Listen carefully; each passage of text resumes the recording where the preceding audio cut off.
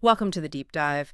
Today we're plunging into what feels like a really pivotal moment described in Exodus chapter 11. Yeah, absolutely. It's, the chapter that really sets the stage for the final confrontation, the big one, and the Israelites actually leaving Egypt, according to the story. Okay, so let's unpack what the text itself tells us about these key declarations and actions just before that final plague hits. What's the setup here? Well, it kind of opens by repeating a message we heard before. The Lord had apparently already told Moses, look, one more plague is coming. Right. And after this one, Pharaoh isn't just going to permit them to leave. The text says he'll actually drive them out completely. So it's really signaling that this is it. No going back. Exactly. A point of no return in the narrative. And then there's this rather unusual detail, isn't there? An instruction given to the Israelites just before everything unfolds. Oh, yeah, that's really interesting. The text says the Israelite men and women, both, were told to ask their Egyptian neighbors for items, specifically articles of silver and gold. Ask their neighbors right before a major plague. hmm And the chapter even gives a reason why this might actually work. It states the Lord had made the Egyptians favorably disposed towards the Israelites. Huh. Plus, it adds that Moses himself was seen as a pretty big deal in Egypt by then. Pharaoh's own officials and, well, the general population apparently held him in high regard. So it paints this kind of strange, tense atmosphere right before the disaster strikes. Definitely. A very specific mood being set. Okay, so with that instruction given, Moses then takes a message directly to Pharaoh, a really dramatic one. What does the text say he announced? He delivers it pretty much verbatim, as given to him. Around midnight, the Lord himself would go throughout Egypt. And the consequence. Utterly devastating, according to the account. Every firstborn son in Egypt would die. Every single one. The text stresses the scale from Pharaoh's heir, the one on the throne, right down to the firstborn of the female slave, grinding grain at the handmill, and even the firstborn of the livestock. Wow. And the contrast the chapter draws between what happens to the Egyptians and the Israelites.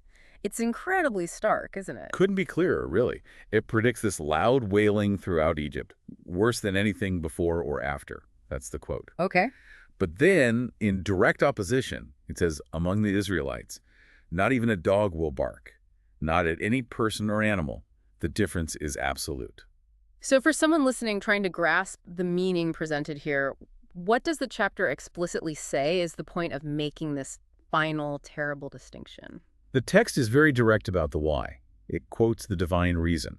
Then you will know that the Lord makes a distinction between Egypt and Israel. Ah, okay. So this final targeted plague is presented as the ultimate proof of that separation, that unique relationship. And Moses isn't quite finished with Pharaoh yet, is he? The account says he adds a prediction about Pharaoh's own people. That's right. He tells Pharaoh that his own officials, these same guys who respected Moses, they will eventually come to Moses, bowing down. Bowing down. Yeah, and pleading, just begging Moses and all the Israelites to leave Egypt right away.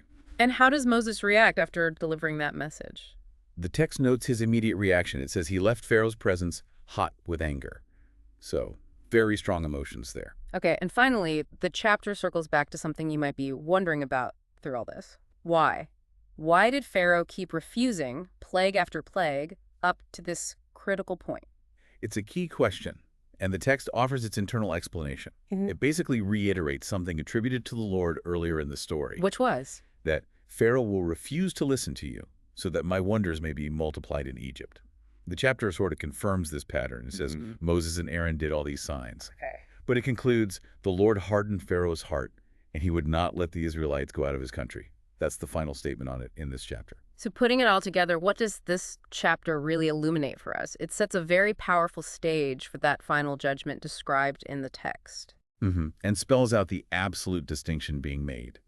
You see the immediate severe consequences predicted, that awful plague, the expulsion. And it provides the stated rationale within the text itself for why Pharaoh resisted for so long, according to this narrative. Exactly. It gives that specific reason for the prolonged resistance. It really makes you think, doesn't it, based purely on this account about the forces described as being in play right at this breaking point. You have the divine action, the described hardening of Pharaoh's heart. And the sheer human stubbornness depicted, persisting right up until the very, very end, until the release is forced. Definitely something to ponder from this deep dive.